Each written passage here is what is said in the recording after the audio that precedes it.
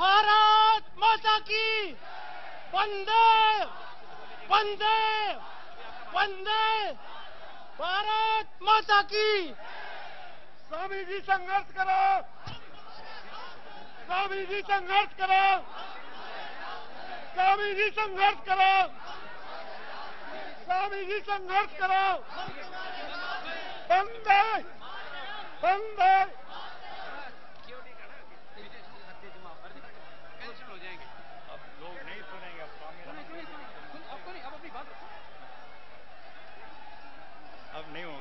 सभी मैं अपने भारत स्वाभिमान के हमारे सभी स्वयंसेवकों से, सभी शिक्षकों से निवेदन करता हूं, आप अपनी जगह पर बैठ जाएं, कृपा करके बैठ जाएं।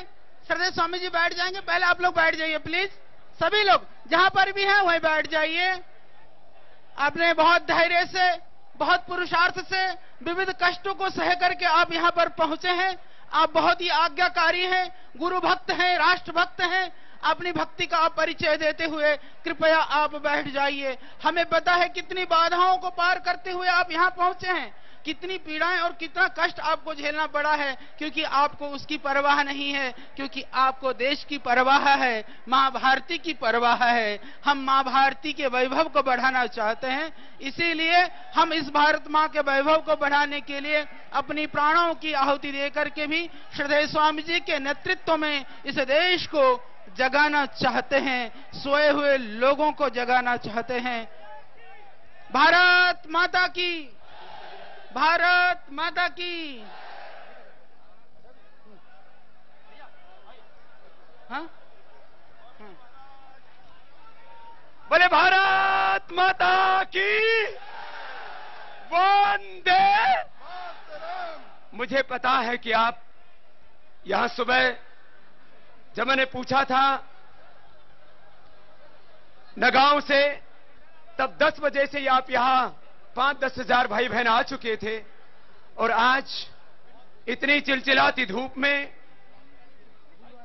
सर्दी गर्मी, भूख प्यास सब कुछ सह करके आप बैठे हैं। पानी छोड़ दिया था रात को बहुत जगह पानी छोड़ दिया, वहां पर भी बैठे हैं। बिना किसी कष्ट की परवाह किए अपनी जान हथेली पर रख करके अपने आप को वतन के लिए कुर्बान करने वाले आप सब मेरे भाई बहनों को मेरा हृदय से बहुत बहुत प्रणाम है।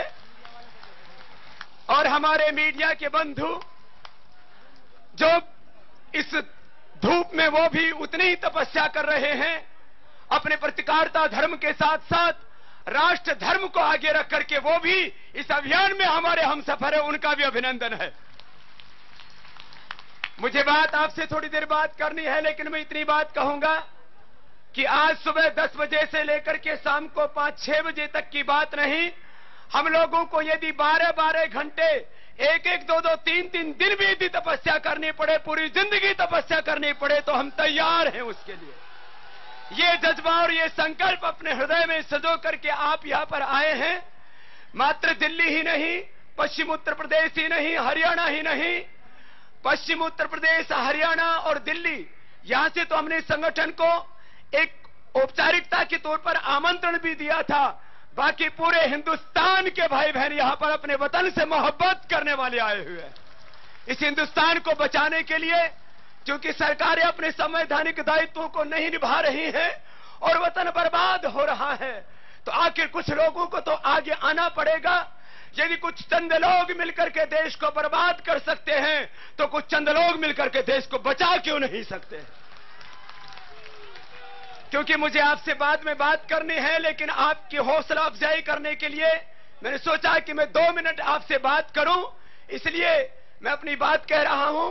श्रद्धेय आदर्श जैसे आपको आगे मार्गदर्शन दे, उस तरह से हम पूरी निष्ठा से इस कार्यक्रम को पूर्णता की ओर बढ़ाएंगे। क्योंकि पहले 5 बजे कार्यक्रम का समापन होना था और मुझे बहुत कष्ट हो रहा था, मैं तो 8 बजे निकल पड़ा था नौगांव से। लेकिन उसके बाद जैसे ही वहां मौसम इतना खराब हो चुका था कि क्राफ्ट उड़ नहीं सकता था, यहां लैंड करते ही मैंने महामहिम के यहां फोन किया कि आपने समय दे रखा है 5:30 बजे का, तो मैं पहुंच नहीं सकता उस समय। तो मैं महामहिम को भी इस बात के लिए साधुवाद देता हूं कि उन्होंने 7 बजे का फिर दोबारा समय दिया कि आप आइए और अपना काम करके आइए। आप वतन के हिफाजत के लिए काम कर रहे हैं। उनकी सदाशयता के लिए उनको धन्यवाद देता हूं। यह मंच पर मेरे दाईं ओर सब संत महापुरुष, उनको भी मेरा हृदय से प्रणाम। बाईं ओर जितने भी सामाजिक संगठन जो हृदय से हमारे इस अभियान में साथ जुड़े हैं, और मंच के बीच में बैठे हुए सभी महापुरुषों के चरणों में मेरा हृदय से बहुत बहुत वंदन है, जो मेरे छोटे से आमंत्रण पर यहां पर आए। और खाली एक मजहब के, एक कौम के लोग नहीं, हमारे मुस्लिम भाई जब मैं यहां पर आए तो मुझसे कहने लगे, बाबा जी खून का एक एक कतरा आपके लिए यदि बहाना पड़े तो हम तैयार हैं। पूरा मुसलमान आपके साथ में खड़ा हुआ है इस अभियान के लिए।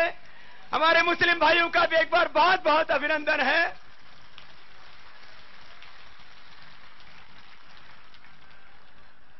आज मैंने प्रारंभ में श्रद्धेय आचार्य श्री से कहा था कि हमारा अभियान, हमारा ये पूरा का पूरा आंदोलन किसी व्यक्ति के खिलाफ नहीं है। ये एक अपसंस्कृति के खिलाफ है, ये पाप के खिलाफ है, जो वतन को लूट रहे उन गद्दारों के खिलाफ है। हां, माना कि इसमें केंद्र सरकार बहुत हद तक जिम्मेदार है, उसके बारे में मैं बाद में बात करूंगा। इसलिए हमने व्यक्ति को टारगेट नहीं किया है। और दुर्भाग्य से एक कांग्रेस के नेता ने जब टारगेट किया तो उसको भी मुंह की खानी पड़ी, और कांग्रेस पार्टी ने कह दिया कि हमारा कोई लेना देना नहीं। पहले एक देवी ने छेड़ने की कोशिश की, बाद में एक राजा ने सोचा कि मैं राजा हो गया। राजा हो या रानी, इस हिंदुस्तान में जनता की ताकत, सत्य की ताकत और भगवान ईश्वर खुदा की ताकत यदि हमारे साथ में है, हम न्याय के साथ आगे बढ़ रहे हैं तो हमारे साथ कोई अन्याय नहीं कर सकता। भाई बहनों, आपसे भी मुझे बाद में बात करनी है, लेकिन मैंने कहा चाहे भूख लगे चाहे प्यास लगे, जब मैं अपने प्राण हथेली पर रख करके, जब अपनी जान की परवाह न करके 24 घंटे संकल्प के साथ लगा रहता हूं, मुझसे कहने लगे, बाबा कितने लोग आएंगे? मैंने कहा इतने लोग आएंगे, ये तो अभी थोड़ा सा, ये तो मात्र 15-20 दिन पहले सूचना दी गई थी। यदि सरकार नहीं सुधरी, उसने अपना संवैधानिक दायित्व नहीं निभाया, तो 1 करोड़ से ज्यादा लोग भी दिल्ली आने के लिए तैयार हैं पूरे हिंदुस्तान से। बाद में आपसे बात करेंगे। आज महर्षि दयानंद का जन्मदिन है, और जिन्होंने अपना बलिदान देकर के, हम तो समय और अपना कष्ट सह रहे हैं। मुझे पता है यहां पूरे भारत से, अरुणाचल से, त्रिपुरा से, असम से, पूरे दक्षिण भारत से, महाराष्ट्र से, पूरे हिंदुस्तान से, क्योंकि मुझे जैसी सूचना मिली, कहीं से 2000, कहीं से 3000, कहीं से 5-5 हजार, एक प्रांत से लोग आए हैं 2-2, 3-3 दिन की अपनी ट्रेनों की यात्रा करके। मैं आपके इस कष्ट के लिए, कि आपने अपने वतन के लिए कष्ट सहा, लेकिन आप उन बलिदानियों को देखो। आज भगत सिंह, आज चंद्रशेखर आजाद, आज हम देखते हैं अपने उन शहीदों को, 7 लाख से ज्यादा शहीदों ने शहादत देकर किस देश को आजादी दिलाई है। और आज उनमें से एक शहीद चंद्रशेखर आजाद का बलिदान दिवस है। मेरे साथ में बोलेंगे मिलकर के हृदय से उनके बलिदान को प्रणाम करते हुए कि उन्होंने अपना जीवन दिया था, हम तो अपना कुछ समय और शक्ति ही दे रहे हैं। बोलिए चंद्रशेखर आजाद, चंद्रशेखर आजाद, महर्षि दयानंद की।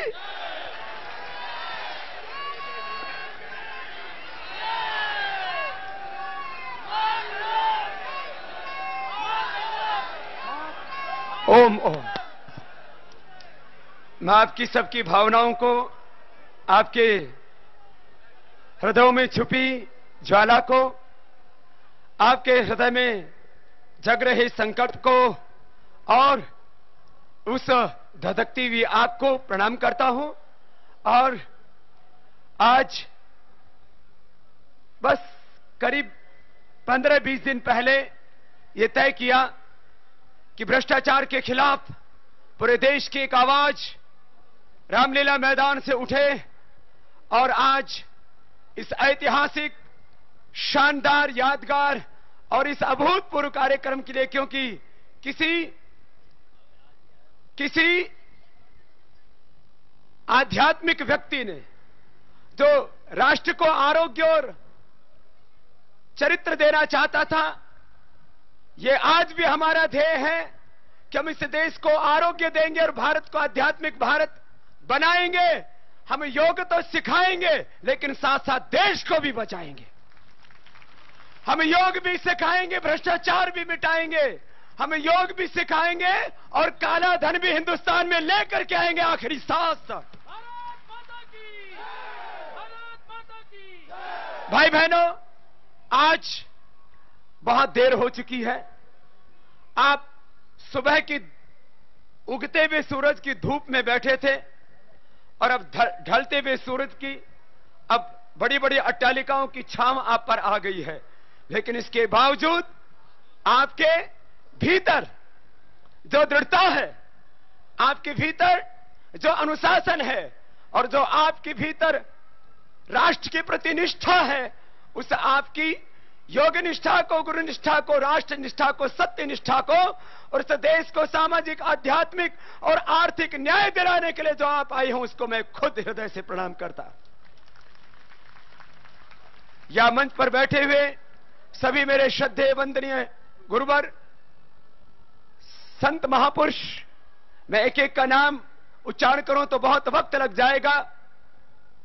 हमारे सभी मजहबों के और सभी संगठनों के अग्रणी भाई बहन, आज इस जलसे में, इस आंदोलन में, इस अनुष्ठान में जो तो देश की सभी शीर्ष आध्यात्मिक शक्तियों को आना था, क्योंकि लेकिन प्रोग्राम बहुत थोड़े दिन पहले निर्धारित हुआ।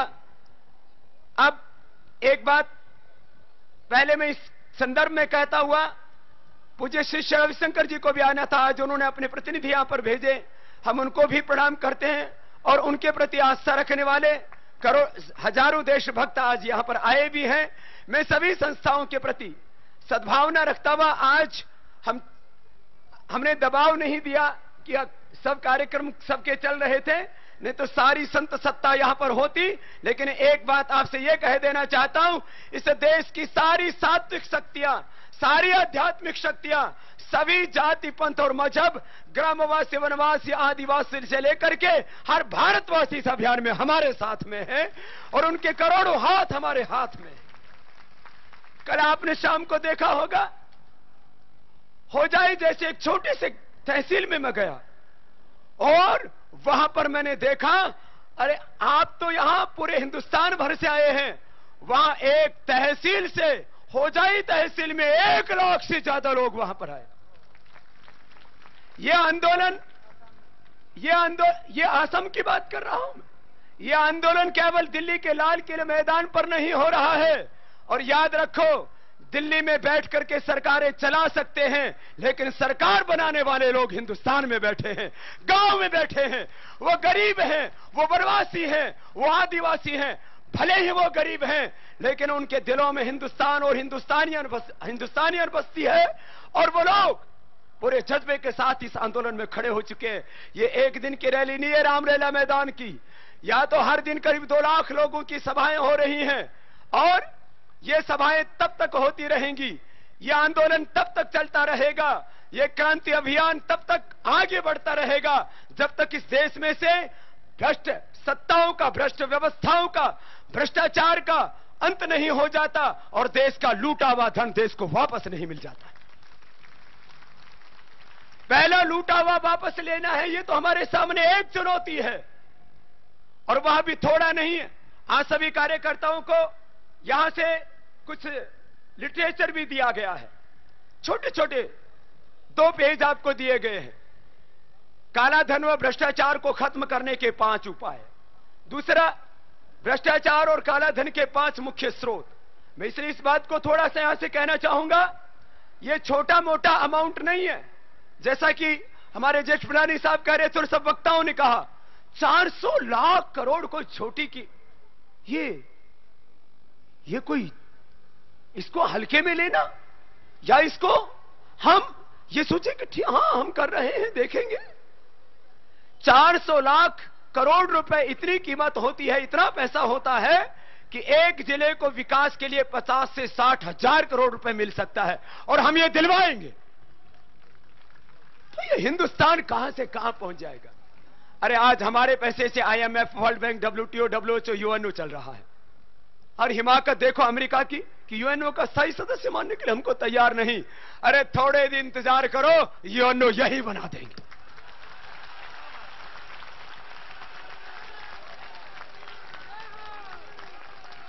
अरे इतनी ताकत है इस हिंदुस्तान के पास तो, अरे हम इस देश को तो नहीं, हम पूरी दुनिया हिला देंगे।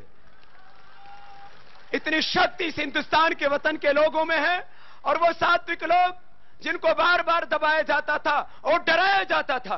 2-4 दिन पहले एक नेता मुझे भी डराने लगा, बोले बाबा तुझे सरकार की ताकत का नहीं पता है।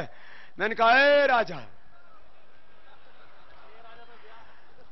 राजा तो चला गया, अब तू राजा आया है। अरे सरकारों की ताकतों से हम नहीं डरते। हम यदि सिंहासनों पर बैठाना जानते हैं तो हम सिंहासनों को ऊपर बैठे हुए लोगों को उठाना भी जानते और संसद में से उनको खींचना भी जानते हैं। और ऐसे लोगों को सिंहासनों पर बैठाना भी जानते हैं जो इस देश को बचाएंगे, आगे बढ़ाएंगे।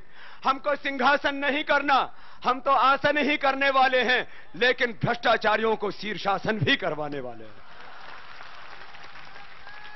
हमको सिंहासन नहीं पाना, हमको सत्ता और संपत्ति नहीं पानी, क्योंकि इस देश के 100 करोड़ से ज्यादा लोगों ने जो हमें प्यार दिया है, शायद वो प्यार इस दुनिया में किसी व्यक्ति को ही नसीब हुआ है। सत्ता और सिंहासन हमारा ध्येय नहीं, लेकिन हम अपनी प्राणों की बाजी लगा करके भी, मैं एक अकेला रामदेव नहीं, इस 100 करोड़ से ज्यादा हिंदुस्तान के लोगों ने कसम खाई है, हम किसी भी कीमत पर भारत को बचाएंगे। भाई बहनों, मैं बस बहुत संक्षेप से अपनी बात कहना चाहूंगा। बहुत सी चीजें हुई आज की रैली में भी। रात को ही पानी भर दिया गया यहां पर, जिससे कि लोग बैठ ही ना पाए। अरे तुम पानी क्या, यहां समुद्र भी बना देते, उसमें भी ये लोग आकर के बैठ जाते। अभी भी 100 से ज्यादा बसों को दिल्ली बॉर्डर के ऊपर रोक दिया गया कि रामलीला मैदान में स्थान नहीं है, तुम आगे नहीं जा सकते। हमारे पुलिस वाले तो हुक्म के गुलाम है। मैं पुलिस वालों को दोषी नहीं मानता। अरे तुम दिल्ली आने से रोक सकते हो, लेकिन हिंदुस्तान में बैठे हुए लोगों को अब इस क्रांति करने से कोई दुनिया की ताकत नहीं रोक सकती। और ये जो आज भाई बैठे हैं, याद रखना, ये जो भाई बैठे हैं, ये कोई किराए के लाए हुए लोग नहीं हैं, यकीन अपनी जान न्यौछावर करने के लिए आए हुए लोग हैं। यहां बहुत रैलियां हुई हैं,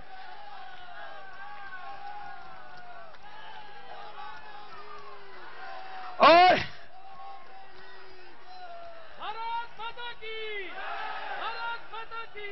यहां बहुत रैलियां हुई हैं, रैलियों में लोग लाए गए हैं। ये तो हमने थोड़ी सी तैयारी, अभी कम समय मिला था। अभी मैं एक बात और कहूंगा, आगे कुछ बातों को कहीं कहते कहते उसको भूल न जाओ। मेरा विचार था कि यहां पर 10-15 लाख लोगों का एक जलसा लगे। मैंने बहुत सोचा कि अभी 23 मार्च को यह काम हो सकता है, क्योंकि लाखों लोगों ने अपने रिजर्वेशन करा लिए पूरे हिंदुस्तान भर से। गांव-गांव से एक-एक गांव के 5-5 व्यक्ति आने के लिए तैयार हैं यहां। और अभी भी आज तो तहसीलों से बुलाया, और 5000 से ज्यादा तहसीलों में पदयात्राएं करते हुए महामहिम राष्ट्रपति को ज्ञापन इसलिए सौंपा कि जो कुर्सियों पर बैठे लोग हैं, जो सरकारें चला रहे, वो अपना संवैधानिक दायित्व नहीं निभा रहे हैं, उनके लिए महामहिम उन पर दबाव डाले।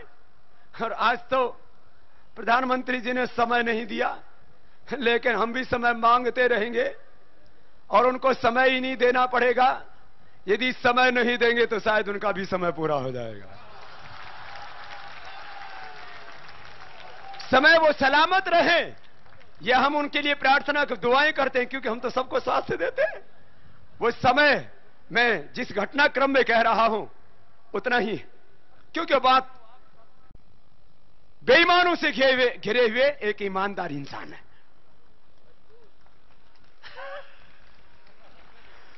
आज तक के इतिहास की सबसे भ्रष्ट और बेईमान सरकार के ईमानदार प्रधानमंत्री का तबका उनको मिला। मैं एक बात ही कहना चाहता हूं, बहुत हमने विचार किया और पूरे देश में देशभक्ति का जोर उठ रहा है।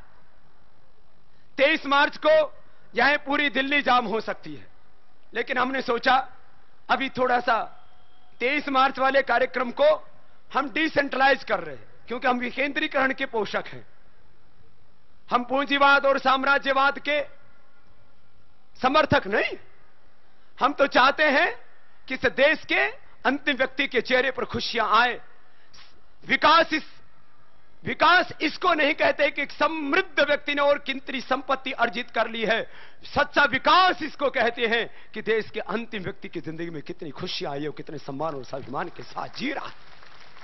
तो ये 23 मार्च वाले कार्यक्रम को, क्योंकि दिल्ली वालों को यदि अब नहीं समझ में आया दिल्ली में आने के बाद भी, तो हम इनको पूरी देश की जनता से ही सबक सिखाएंगे कि या तो अपना संवैधानिक दायित्व निभाओ और 5 काम करो, मैं अभी बताने वाला हूं। नहीं तो यदि तुम अपना संवैधानिक दायित्व नहीं निभाओगे तो ये देश की जनता अपना संवैधानिक दायित्व निभाने के लिए तैयार बैठी है। ये उन लोगों को संसद में बैठाएगी जो अपना संवैधानिक दायित्व निभाए।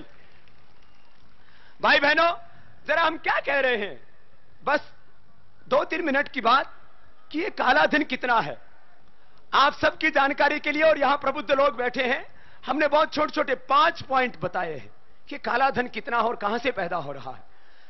किसी भी देश की अर्थव्यवस्था में 2 से 3% मनी इन सर्कुलेशन होना चाहिए। माने यदि 100 लाख करोड़ रुपए की देश की अर्थव्यवस्था है तो 2-3 लाख करोड़ रुपए उस देश के अंदर छपा हुआ नोट होना चाहिए। हम तो भाई देखो, किसान के घर में पैदा हुए, अनपढ़ मां बाप के घर में, लेकिन पढ़े लिखे लोगों को आम आदमी की भाषा में ही समझाते हैं। सीधा सीधा बता रहा हूं, किसी भी देश की अर्थव्यवस्था यदि 100 लाख करोड़ है तो उस देश की अर्थव्यवस्था में 2 से 3% मनी इन सर्कुलेशन होना चाहिए। हमारे सब पढ़े लिखे महानुभाव इस बात को जानते हैं। हिंदुस्तान की अर्थव्यवस्था में इन भ्रष्ट, बेईमान और चोर गद्दार लोगों ने रिजर्व बैंक को बार बार ऑर्डर करके, डंडा करके 10 लाख करोड़ रुपए भारत की अर्थव्यवस्था में डाले हुए हैं। जरा सोचना, ये बात मैंने आम आदमी की भाषा में कही है। यदि हिंदुस्तान की अर्थव्यवस्था 100 लाख करोड़ रुपए है, जिसको जीडीपी बोलते हैं, ग्रॉस डोमेस्टिक प्रोडक्ट बोलते हैं, सकल घरेलू उत्पाद बोलते हैं, तो कितना पैसा होना चाहिए हिंदुस्तान की अर्थव्यवस्था में? 2 से 3 लाख करोड़। और यहां अर्थव्यवस्था है करीब 60 लाख करोड़ की, तो कितना पैसा होना चाहिए यहां? मुश्किल से 1.5 से 2 लाख करोड़। फिर ये 10 लाख करोड़ रुपए के नोट क्यों छाप रखे? ये बेईमानी करने के लिए छाप रखे। और इसमें भी जो बड़े नोट हैं उनकी, जो केवल 500 और 1000 के, 100 की तो छोड़ो, यदि 100 को गिन दिया जाए, 90% से ज्यादा इसमें बड़े नोट है। बताओ। और इसमें 76.4, ये राम जेठमलानी साहब ने भी, जेठमलानी साहब आपसे भी मैंने मंगवाया था आरटीआई के तहत कितने नोट बड़े छापे हैं, और फिर हमने भी मंगाया, तो हम तो 2 साल से इसी काम पर लगे पड़े थे। अब आपको एक खास बात बताना चाहता हूं। राम जेठमलानी साहब को तो 2 दिन में सूचना दे दी, क्योंकि इनसे डर लगता। हमको सूचना देने में 2 महीने लगाते हैं। तो हमने सोचा अब जो भी सूचनाएं मंगानी होंगी इन्हीं से मंगवाया करेंगे, क्योंकि सुप्रीम कोर्ट में अब इनको देखो, अब दिमाग है तो भाई ये कोई साधु संत महात्मा तो नहीं है। ये एक पेशी पर जाते हैं तो लोग इनको 5-5, 10-10 लाख रुपए देते हैं, या तो अपनी जिंदगी कुर्बान करने के लिए आए हैं। कितनी बड़ी बात है, जोरदार अभिनंदन है इनका। और बोले बाबा जहां जरूरत पड़ेगी वहां खड़े मिलेंगे। जरा सुनना, 10 लाख करोड़ रुपए भारत, ये सबके लिए बता रहा हूं मैं, कि जो लोग कहते नहीं 400 लाख करोड़ रुपए का आरोप लगा रहे बाबा, अरे आरोप नहीं, हकीकत बता रहे हैं। और पढ़े लिखे लोगों के अब दिमाग के कपाट खुल जाने चाहिए। 10 लाख करोड़ रुपए यदि मनी इन सर्कुलेशन है तो भारत की अर्थव्यवस्था कितनी होनी चाहिए? बोलो। करीब 400 से 500 लाख करोड़। इसका मतलब ये अर्थव्यवस्था तो खड़ी हुई, लेकिन पैसा जमा हो गया काले धन के रूप में देश के बाहर और भीतर। ये प्रमाण है, इससे बड़ा कोई प्रमाण नहीं हो सकता। मुझे कोई यहां पर ट्रांसपेरेंसी इंटरनेशनल हो या टैक्स जस्टिस नेटवर्क, जिस पूरी दुनिया की काले धन की अर्थव्यवस्था के ऊपर अध्ययन करने वाली सारी संस्थाएं हो, मैं उसका उदाहरण नहीं दे रहा हूं। मैं तो भारत की अर्थव्यवस्था के लिए जिम्मेदार रिजर्व बैंक ऑफ इंडिया के आंकड़ों के आधार पर अपनी बात कर रहा हूं। फिर इस बड़े नोटों का प्रयोग कहां किया जाता है? देखो, एक बात अभी जो है, यहां पर सभी पढ़े लिखे लोग बैठे हैं। यदि 1000 का नोट है, किसी के पास है 1000 का नोट? महात्मा गांधी जी का नाम देश में और तो कहीं दिया नहीं, जब बहुत दबाव डाला तो एक मनरेगा के नाम पर महात्मा गांधी का नाम कर दिया। बाकी तो हिंदुस्तान के आधे से ज्यादा योजनाएं, सरकारी संस्थान एक ही परिवार के नाम से चल रहे हैं। जरा समझे होंगे आप इस बात को। क्या इसे माना? मैं तो देखो साधु संत फकीर व्यक्ति हूं, इसलिए बहुत निष्पक्ष भाव से एक बात कहता हूं। माना कि उसे एक परिवार ने भी कुछ बलिदान दिया होगा, कुछ काम किया होगा, हम उसकी इज्जत करते हैं। लेकिन क्या इस हिंदुस्तान में एक ही परिवार ने बलिदान शहादत दी है?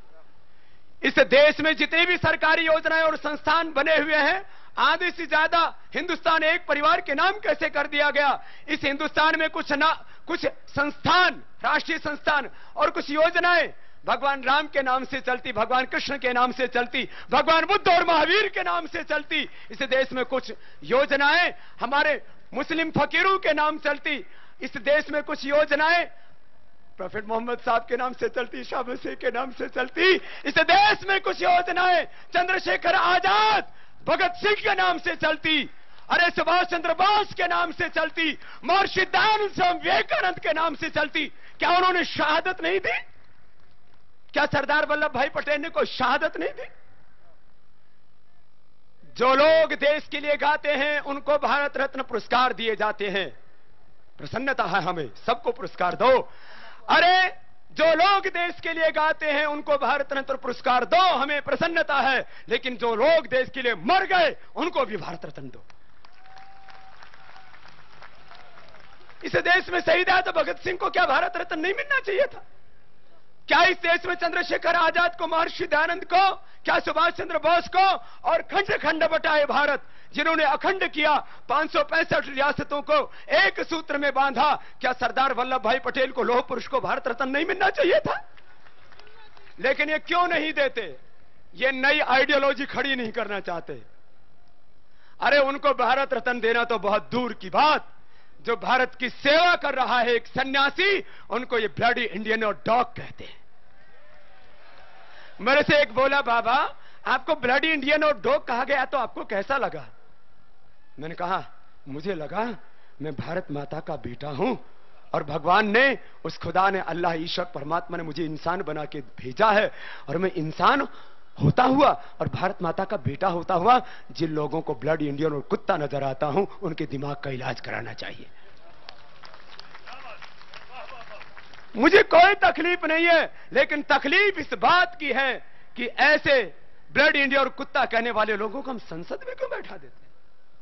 और सरकार उस पाप के लिए, उस पाप को साफ करने के लिए क्षमा मांगे, या वो पार्टी वो अपने पाप के लिए प्रायश्चित करने की बजाय कहते हैं बाबा हिसाब दो।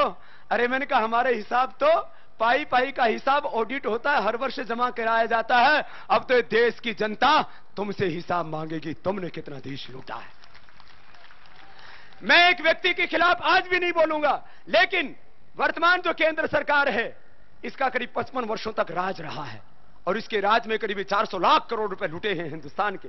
माना कि दूसरी पार्टियों को हम किसी को क्लीन चिट नहीं दे रहे हैं, लेकिन यदि दूसरे दोषी हैं 1-2%, तो 99% दोषी ये हैं जो अब सरकार में बैठे। सरकारों के ऊपर बैठना ही जिम्मेदारी नहीं है। सरकारों के रहते हुए जो पाप देश में हुआ उसकी जिम्मेदारी से भी केंद्र सरकार और खास करके उसके नेतृत्व कर रही कांग्रेस उससे बच नहीं सकती है। 5 उपाय मैं बता रहा था माध्यम। एक, ये बड़े नोट छाप करके करीब 400 से 500 लाख करोड़ रुपए की काले धन की अर्थव्यवस्था खड़ी की। 100,000 रुपए का नोट साल भर में यदि 100 हाथों में जाता है तो 1 लाख करोड़ रुपए बन जाता है। मनी इन सर्कुलेशन, जब बाजार में वो घूमता, लक्ष्मी चंचला है ना।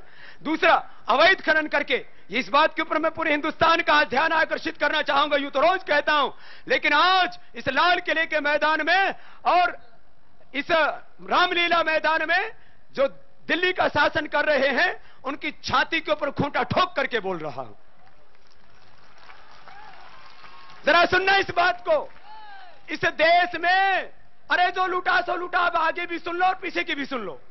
आज हमारे देश में 89 प्रकार के मिनरल्स हैं जिनका आर्थिक मूल्यांकन किया जाए तो वह है करीब 10,000 लाख करोड़ रुपए के।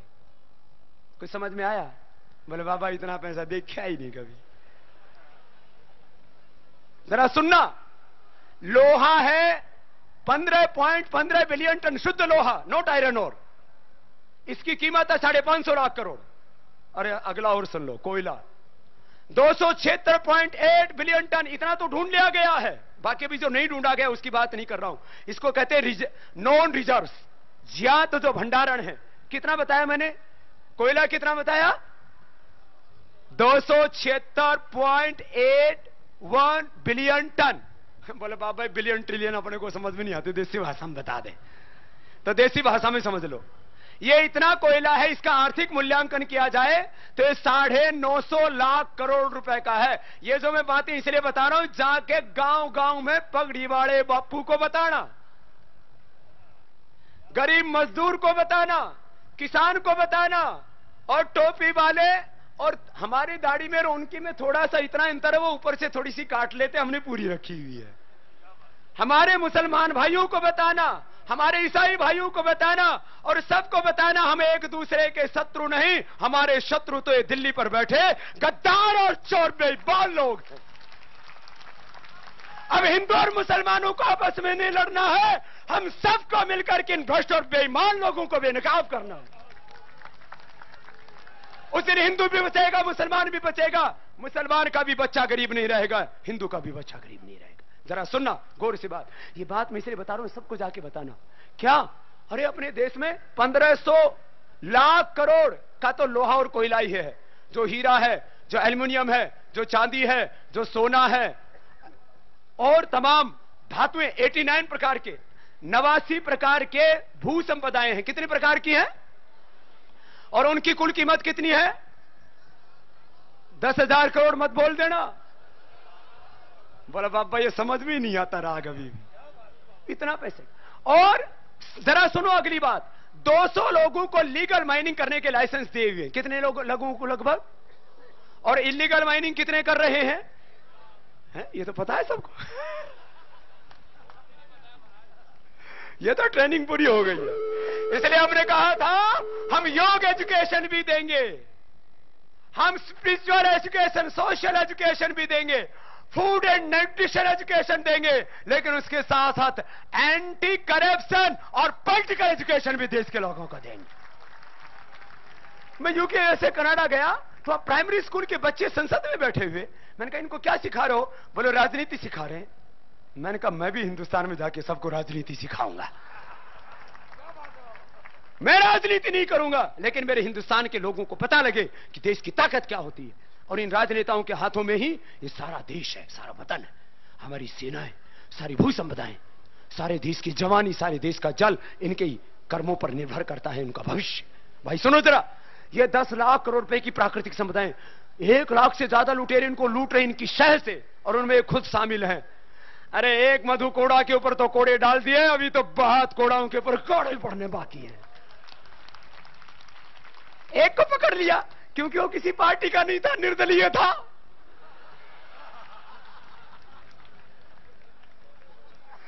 एक मधु कोड़ा को पकड़ के तो मारे कोड़े। बोले तू किसी पार्टी का नहीं है। अरे पार्टियों में बैठे हुए मधु खा रहे, तुम्हें भी कोड़े पड़ने बाकी है अभी।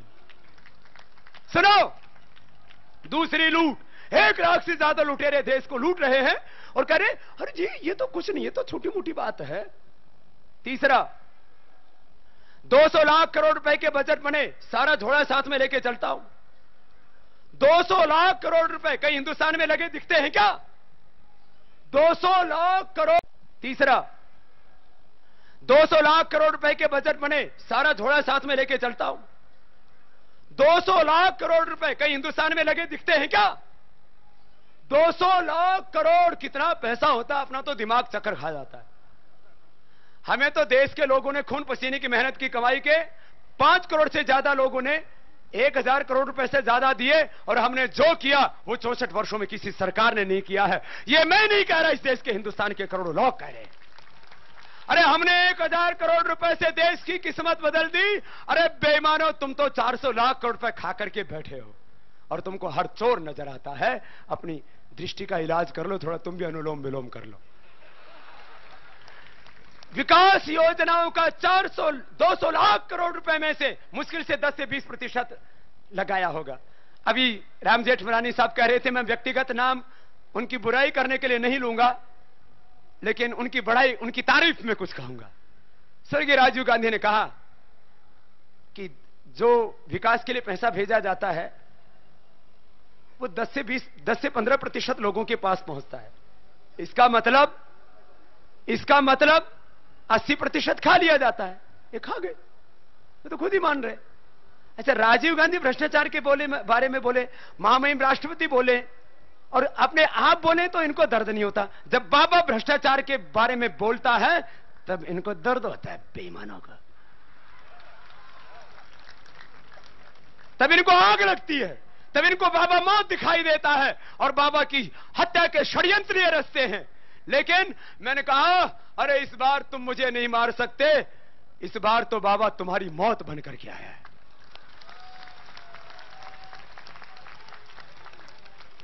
और मैंने कहा जैसे कुछ चीजें होती है ना, बोले ये ब्लड प्रूफ है, ये बुलेट प्रूफ है, ये वेदर प्रूफ है, ये फायर प्रूफ है, ये वाटर प्रूफ है। मैंने कहा बाबा इस बार तो डेथ प्रूफ बनकर के पैदा हुआ। कालोस्मि लोक क्षयकृत प्रविद्धो लोकान् समाहर्तुम इह प्रवृत्त हृदय पित्वा न भविष्यन्ति सर्वे यवस्थिताः प्रत्यनीकेषु योद्धा। भाई बहनों, चौथा, रिश्वतखोरी करके सुप्रीम कोर्ट ने एक दिन तो टिप्पणी कर दी, बोले जैसे सरकारी दुकानों के ऊपर राशन के भाव लिखे रहते हैं ऐसे काम कराने के भाव भी लिख के रह दो। कितनी बड़ी शर्मनाक टिप्पणी किसी लोकतंत्र के लिए कि राशन की दुकानों पर जैसे भाव लिखे रहते हैं, मिट्टी के तेल का ये भाव है, चीनी का, दाल का ये भाव है, क्योंकि सस्ते में मिलते हैं ना। तो बोले काम के भी भाव लिख दो कि स्कूल चलाओगे, कॉलेज चलाओगे और मेडिकल कॉलेज बनाओगे तो इतने दाम लगेंगे, लिख करके रख दो। शर्म आती है हमको रिश्वतखोरी कर। और टैक्स की चोरी, अच्छा टैक्स की चोरी कर रहे हैं, ये तो थोड़ा सा मामला है, ऊपर वाला ज्यादा खतरनाक है। चलो अब अंतिम बात, ये पैसा वापस कैसे आएगा? बता दिया 400 लाख करोड़ रुपए है। भाई 5 काम करने में सरकार को दिक्कत क्या है, बस ये बता दे। मैंने एक दिन कहा, अभी 1-2 दिन पहले एक मुकाबला प्रोग्राम चल रहा था, मुझसे बहुत से लोग सलाह दे रहे थे, बाबा जी आपको राजनीति नहीं करनी चाहिए। मैंने कहा राजनीति नहीं है, राष्ट्रनीति है। और एक सन्यासी अपने सन्यास धर्म के साथ यदि राष्ट्र धर्म नहीं निभाता है तो वह अपने पूर्वजों की संस्कृति का पालन नहीं कर रहा है। भगवान राम और कृष्ण के जीवन को देखें, गुरु वशिष्ठ, विश्वामित्र, संदीप के जीवन को देखें, हम महायोगी श्री अरविंद के जीवन को, स्वामी विवेकानंद, महर्षि दयानंद को देखें, अपने अरे महात्मा गांधी को देखो। अरे जब जब इस देश पर संकट आया है संत फकीरों ने ही इस देश को बचाया है, ये इस देश का इतिहास है। भाई बहनों जरा सुनना, हमें एक आपसे बात कह रहे हैं, बहुत संकट है इस देश में। अब तुरंत हमें निकलना है, बस 2 मिनट 3 मिनट में बात पूरी करेंगे। बहुत संकट है भूमि अधिग्रहण का। अब इधर से किसानों को लूट रहे भूमि अधिग्रहण के नाम पर, एक सड़क बन रही है उसके 2-2 किलोमीटर दूर तक भूमि अधिग्रहण हो रहा है। भूमि के अंदर फर्टिलाइजर केमिकल्स डाल के धरती माता को नष्ट कर रहे हैं। 2 किलोमीटर एक सड़क के दोनों तरफ जमीन खरीदने की क्या जरूरत है? किसानों से खरीदी जाती है, क्या रेट से खरीद रहे हैं भाई? 20-22 लाख, और बेच रहे कितने में? 5 करोड़ में। 20 लाख में खरीद के 5 करोड़ में बेचने वाले सरकार चला रहे हैं, प्रॉपर्टी डीलर है। पूरा यूपी में घोटाला चल रहा है। गरीब किसान, अरे उनकी जमीन को कुपजाऊ जमीन, उसमें गन्ना बोते, धान बोते, तो एक साल में वो लाखों रुपए उसमें से 1 एकड़ जमीन में से कमा सकते। 5 साल में 5 लाख कमा लेते, लेकिन उनको 5 लाख देके, 10 लाख देके और 5 करोड़ में बेच रहे। 5 लाख किसान के और 5 करोड़ सरकार के। क्या है अत्याचार? भाषा के नाम पर षड्यंत्र, गौमाता की हत्या के नाम पर षड्यंत्र। इस देश में गो हत्या करना पुण्य है। इस देश में होमोसेक्सुअलिटी करना कानून की दृष्टि से पुण्य है। इस देश में आवारागर्दी करना, दुराचार व्यभिचार करना कानून की दृष्टि से सही है, लेकिन इस देश में भ्रष्टाचार और पाप के खिलाफ आवाज उठाना गुनाह है, अपराध है। क्या इन्होंने व्यवस्थाएं बना दी हैं। बैठ जा बेटा। तो अभी तुम्हारी भी आहुति ले लेंगे, थोड़े दिन इंतजार करो। अभी भाई बहनों, मैं एक बात ये कह रहा था, सरकार को 5 काम करने में दिक्कत क्या है? हम कहते हैं 5 काम करो, हम अपना आरोग्य का काम और आध्यात्मिक भारत निर्माण का काम कर लेंगे। तुम 5 काम कर दो। एक काम, कठोर कानून बनाओ। अभी माननीय प्रधानमंत्री जी रोज बोलते हैं कोई भी भ्रष्टाचारी बख्शा नहीं जाएगा, दंड दिया जाएगा। डंडा है ही नहीं, दंडा है ही नहीं, बोला दंड दिया जाएगा। भ्रष्टाचार के खिलाफ दंड का यह विधान होना चाहिए। जो धन लूटा है उनसे वसूली होनी चाहिए और उनको सूली पर चढ़ाना चाहिए, जिससे आगे तक लोगों को आंखें हो जाए। जो ऐसा करेगा वो ऐसे ही मरेगा। जो भ्रष्टाचार करे, मिलावटखोरी करे, मां बहन बेटियों की इज्जत आबरू के साथ खिलवाड़ करे, बलात्कार करे, इन 3 को तो फांसी की सजा होनी चाहिए। कानून तो तुरंत बनना चाहिए। एक, कठोर कानून और करेंसी रिकॉल करो। बड़े नोट वापस ले लो, बड़े नोट वापस ले लो। इसमें तो कोई विदेशों के साथ संधि करने की जरूरत नहीं है। दूसरा काम, 2006 से pending United Nations convention against corruption pass करो। उसे 140 देशों से धन आ जाएगा। क्यों नहीं करते? इसका मतलब क्या खुद ही जमा करा रखा है? मॉरिशस रूट को तुरंत बंद करो और जो मॉरिशस रूट से पैसे लेके आए उन सबके पैसे जब्त करो। अरे एक और बड़ी बात, फॉरेन अकाउंट पॉलिसी डिक्लेयर करो। ये तो है ही। चौथा, 5वीं जो एक खास बात आपसे कहना चाहता हूं, जिस दिन मैंने ये बात कही ना, इनका मिर्च लग गई सबके। ये मेरे पास में इनके बेईमानों का एक बहुत बड़ा पाप है। पहले चोरी करके स्विट्जरलैंड इनको पैसे भेजने पड़ते थे। अब उन स्विट्जरलैंड वाले चोर बैंकों को जो काला धन जमा करते हैं उनको यहीं बुला लिया है। ये कितना बड़ा अपराध! सबसे बड़ा चोर बैंक क्या है स्विट्जरलैंड का? अरे जोर से तो बोलो। यूबीएस को सबसे पहले बुलाया इन्होंने। ये रिजर्व बैंक की वेबसाइट के ऊपर दिया हुआ है। 4 बैंक स्विट्जरलैंड के यहीं बुला लिए। बोले पहले हम हजारों करोड़ रुपए लूटते थे, अब लाखों करोड़ रुपए लूट रहे हैं, ले जाने में दिक्कत होती है, प्लीज यहीं आकर के ले जाए। 4 स्विट्जरलैंड के बैंक। अच्छा, स्विट्जरलैंड के तो बुलाए सो बुलाए, जब मैंने ये बोला ना कि 8 बैंक इटली के भी हैं, तब तो आग क्या मानो पड़े हो मुझे। अच्छा, इटली के 8 बैंक यहां क्या कर रहे हैं? भाई आप लोगों ने किसी ने इटली के बैंक में पैसा जमा करवाया है क्या? किसी ने करवाया है क्या? कितने ऐसे लोग हैं जिन्होंने एक भी पैसा नहीं जमा कराया इटली के बैंक में? मंच वालों ने भी हाथ खड़े कर दिया, किसी के नहीं है। तो ये किसके है भाई? कौन जमा कराता है? अच्छा, तो सुनो, ये स्विस बैंक, यूबीएस में, इनमें किसी ने पैसा जमा कराया है क्या? कितने ऐसे लोग हैं जिन्होंने स्विट्जरलैंड के बैंकों में पैसा नहीं जमा कराया? तो फिर इनको क्यों बुलाया भाई यहां पर? हमें इनकी जरूरत ही नहीं है।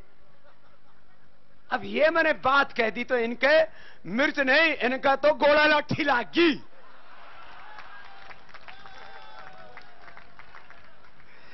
बड़ा ये बाबा क्या बोल रहा है? और एक चैनल ने तो चलाया, चैनल वाले 99% मेरे साथ में है, लेकिन एक चैनल बोला बाबा बदजुबान हो गया। अरे मैंने कहा सच कहना यदि गुनाह और अपराध है तो मेरे बारे में खूब चलाओ, लेकिन यदि सच को तुम दबाओगे तो तुम भी नहीं बख्शे जाओगे। सच कहने को बदजुबान कहते हैं। आज अब मैं इसमें क्या करूं? वेदर खराब हो गया, तेजपुर तक तो मैं नाम नहीं लेना चाह रहा था, लेकिन बीच में उठ गया, रोकना पड़ेगा। तेजपुर तक तो चीन को दे के आ गए थे हमारे देश के एक प्रधानमंत्री। वहां पर एक एयरपोर्ट एयरफोर्स का बनाया, उन्होंने अनुमति नहीं दी क्योंकि वेदर खराब था विमान को उड़ने की। बाबा लेट नहीं आया है, बाबा तो 8 बजे चल पड़ा था, 12 बजे यहां पहुंचना था, लेकिन वेदर खराब था और वहां से आया हूं जो इन्होंने चीन को दे दिया था तेजपुर, और कैलाश मानसरोवर दे दिया। भाई बहनों सुन लो, ये 400 लाख करोड़ लाना है, गो हत्या के पाप से भी देश को बचाना है, विश्व मुक्त कृषि की व्यवस्था को लाना है। भाषा के नाम पर इस देश के करोड़ों लोगों के साथ अन्याय हो रहा है, कोई भी दुनिया का स्वतंत्र देश विदेशी भाषा में नहीं पढ़ता है। वो भी अन्याय मिटाना है। स्वतंत्र भारत में जो अंग्रेजी तंत्र चल रहा है उसको भी मिटाना है। शराब की जो नदियां बह रही है इनको भी खत्म करके दूध की नदियां, घी की नदियां पर बहानी है। ये सब कुछ करना है। और सुनो, अरे ये अफगानिस्तान से लेकर के बर्मा तक और कैलाश मानसरोवर जो भारत का मुकुट है उसको भी भारत में वापस मिलाना है। ये सब काम करना है। अभी तो शुरुआत हुई है, आगे बहुत कुछ करना है। बस आज इसी संकल्प के साथ बहुत कुछ कहना चाहता था, लेकिन बस मैं अंत में यही कहता हुआ, सबको धन्यवाद देता हुआ जिन्होंने यहां इतनी श्रद्धा से, निष्ठा से, इतने अनुशासन से, एक बार सभी खड़े होकर के मेरे साथ बोलेंगे, आज महर्षि दयानंद का जन्म दिवस है, चंद्रशेखर आजाद का बलिदान दिन। मेरे साथ में बोलेंगे, बोले महर्षि दयानंद की, भारत माता की, चंद्रशेखर आजाद अमर रहे के नारे ऐसे गगन भेदी गूंजे कि देश की सत्ताओं के शिखर पर बैठे लोग होश में आ जाएं या बेहोश हो जाएं। चंद्रशेखर आजाद, चंद्रशेखर आजाद, भारत माता की, वंदे वंदे। तो आज इसी संकल्प के साथ कि हमारा ये संघर्ष तब तक जारी रहेगा जब तक देश में गद्दारी नहीं मिट जाती, भ्रष्टाचार नहीं मिट जाता, देश का लूटा हुआ हक उसको नहीं मिल जाता और आगे से लूटने के लिए कानून नहीं बन जाता। 5 मांगे जब तक नहीं मानेगी सरकार तो हम भी मानने वाले। यदि सरकार अपना संवैधानिक दायित्व नहीं निभाएगी तो हम अपना संवैधानिक दायित्व निभाएंगे और इन भ्रष्ट बेईमानों को सबक। भाई बहनों, आज जो है आजाद भारत में गुलामी की कितनी निशानियां हैं। यहां महाराजा पीछे यहां टालस्टॉय मार्ग लिखा हुआ है और इतनी गुलामी की निशानियां हैं अंग्रेजों के नाम से जिन्होंने भारत माता के साथ अत्याचार किया। सुनो, अब आप लोगों को यहां से महाराजा रणजीत सिंह मार्ग मंच के पीछे है, उसके बाद टालस्टॉय मार्ग से होते हुए संसद मार्ग जंतर मंतर पर जाना है। वहां पर भाई राकेश जी, भाई त्रिलोक जी, इनके नेतृत्व में वहां पर एक सांकेतिक धरना प्रदर्शन का कार्यक्रम रहेगा, शांतिपूर्ण ढंग से, अनुशासित ढंग से। हम इस देश के अनुशासित सिपाही हैं। बखेड़ा खड़ा करना हमारा मकसद नहीं है, इसलिए लेकिन देश की सूरत और मूरत बदलेंगे ध्येय है। तो शांतिपूर्वक आप वहां से जाएंगे और जंतर मंतर पर सभा होगी और हम इधर महामहिम को, अभी यहां तो पूरे देश में करोड़ों लोगों ने हस्ताक्षर करके ज्ञापन भेजे हैं। आज यहां पर भी 30 लाख लोगों के हस्ताक्षर यहां पर होके आए हैं और मंच के सामने भी खून से लिखा हुआ है और लाखों नहीं करोड़ों युवकों ने और मां बहन बेटियों ने और बच्चों ने खून के हस्ताक्षर करके ज्ञापन भेजा है प्रधानमंत्री को कि प्रधानमंत्री जी अपना संवैधानिक दायित्व निभाओ, नहीं तो इस देश के लोग अपना खून भी देने के लिए तैयार बैठे हैं। तो 30 लाख से ज्यादा जो हस्ताक्षर हैं वो बाईं तरफ मंच के रखे हुए हैं। ऐसे पूरे देश में 100 करोड़ से ज्यादा लोगों के हस्ताक्षर हमको करवाने हैं और ये जो प्रचार सामग्री के रूप में आपको साहित्य सबको दे दिया गया है वो जाकर के छपवाना है। और एक बात अंतिम कि 15 अगस्त 1947 को देश आजाद नहीं हुआ, 14 अगस्त 1947 को एक समझौता कर लिया कि जैसे अंग्रेज हिंदुस्तान को चलाते थे वैसे ही हम चलाएंगे ट्रांसफर ऑफ पावर एग्रीमेंट। ये एग्रीमेंट भी कैंसिल करना है। भाई बहनों, अभी हमें आगे प्रस्थान करना है और आप लोगों को जो निर्देश दिया उसका पालन करना है। सभी सामाजिक संगठनों का जो भाई बहन इतनी निष्ठा से इतना कष्ट सह करके पूरे हिंदुस्तान भर से आए, 2-2, 3-3